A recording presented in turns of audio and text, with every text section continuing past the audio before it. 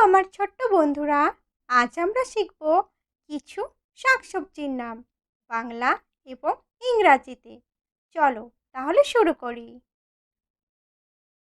এটা হলো আলু, ইংরাজি নাম পটাটো। এটা হলো গাজর, ইংরাজি নাম ক্যারট।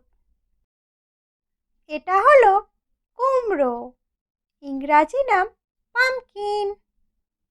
এটা হলো বাঁধাকপি, ইংরাজি নাম ক্যাবেজ।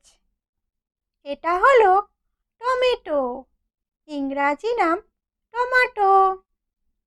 এটা হলো ঢেঁড়স, ইংরাজি নাম লেডিস ফিঙ্গার। এটা হলো মূলো, ইংরাজি নাম র্যাডিশ। এটা হলো পেঁয়াজ, ইংরাজি নাম অনিয়ন।